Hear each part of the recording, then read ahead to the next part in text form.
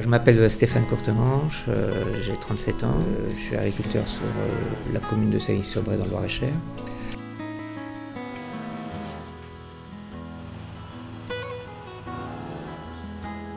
Je ne pensais pas qu'un jour j'allais me retrouver sur l'affiche des rendez-vous de l'histoire.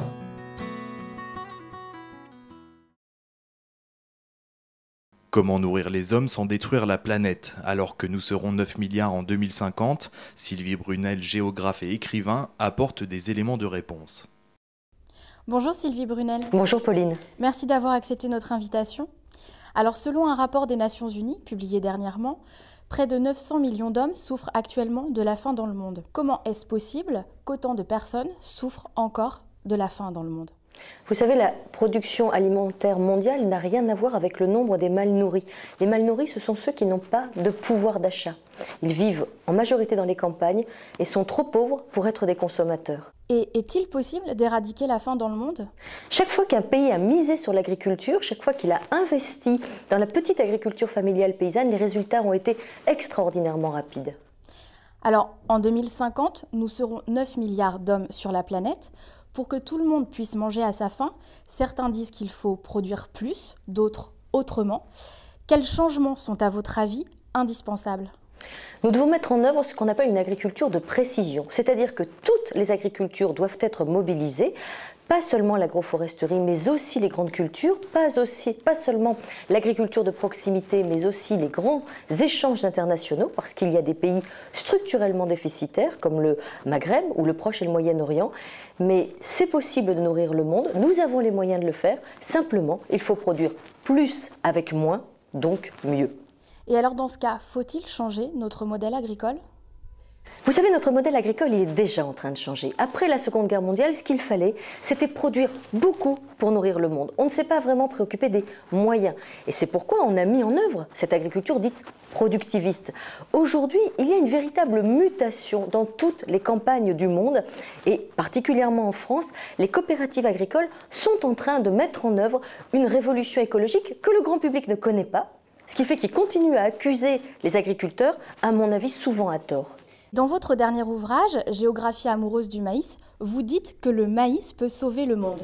Mais alors pourquoi, selon vous, le maïs peut sauver la planète ? Alors d'abord, il y a beaucoup de plantes qui peuvent sauver la planète. Il n'y a pas seulement le maïs, les céréales, le blé, le riz, le maïs sont essentiels.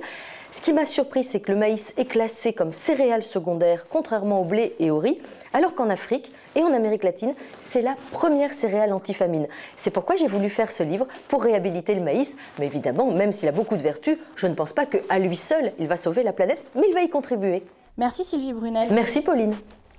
Dans la mini-ferme installée sur le parvis du Château Royal, Cyril Bautru, jeune agriculteur de Loir-et-Cher, nous parle de l'évolution de sa profession et de ses enjeux. Agriculteur, mais pas seulement. Cyril Bautru, secrétaire général des jeunes agriculteurs de Loir-et-Cher, nous explique comment, en quelques années, il est devenu un entrepreneur à part entière. Le plus gros du boulot, bien sûr, c'est l'élevage, c'est s'occuper de ses animaux. Et puis à côté de ça, ayant 3 salariés, donc c'est de la gestion de personnel. Et puis en plus de ça, c'est toute la gestion administrative, la gestion financière de l'entreprise, les achats, les reventes. Sur son exploitation de 230 hectares, il élève des bovins, des vaches laitières et cultive les céréales. Mais pour diversifier ses productions, l'agriculteur a dû s'endetter. Aujourd'hui, pour pouvoir travailler dans de bonnes conditions, il faut investir assez fortement dans des bâtiments, dans du matériel agricole pour travailler et faire évoluer facilement son entreprise. Désormais, il est à la fois gestionnaire, technicien et agent commercial. Cyril Bautru n'en oublie pas pour autant la base de son métier. Il faudra qu'on continue à travailler avec des bons produits, de travailler en minimisant nos charges. Et il faudra être de plus en plus gérant d'entreprise que simple agriculteur, je pense. Pour ce jeune agriculteur, il faudra donc trouver l'équilibre entre la terre et le côté gestionnaire. 1870-1970, le grand chambardement. Déambulation avec Gilles Luneau, écrivain et journaliste spécialiste du monde agricole. Bonjour Gilles Luneau. Bonjour. Et ma première question, pour vous, quelle est la différence entre un paysan et un agriculteur ? Pour moi, la différence essentielle, c'est un rapport, on va dire, à son environnement, à son écosystème. Un paysan prend en charge, on va dire, tout ce qui interfère sur son activité. Donc il est attentif à l'environnement, à la qualité de ce qu'il met dans le sol, à la qualité d'élevage, voilà. Alors que l'agriculteur, c'est plutôt synonyme de la spécialisation industrielle. On s'arrête un instant sur cette affiche. Que vous inspire-t-elle? On voit le nitrate de soda-chimie. Ah, elle me fait sourire et en même temps c'est un sourire, on va dire, doux amer parce que c'est la grande désillusion. Ça fait rêver à des lendemains qui chantaient juste avec de la chimie. On s'affranchissait de toutes les contraintes de la nature, on n'avait plus qu'à mettre des produits chimiques et le monde allait être meilleur. Merci Gilles Luneau de nous avoir suivis au long de cette exposition. Merci à vous. Des tables garnies de nourriture, des convives en costume d'époque. 250 personnes ont goûté au festin de la Renaissance vendredi soir au château de Blois. Une reconstitution historique, grandeur nature. En l'espace d'une soirée, le château de Blois a remonté le temps jusqu'au XVIe siècle. La Renaissance, sa belle musique, ses beaux costumes et surtout ses festins démesurés. C'est quoi que vous êtes en train de manger ? Eh bien, ce sont des fondants d'artichaut avec une petite farce et puis du saumon ainsi que des choux-fleurs.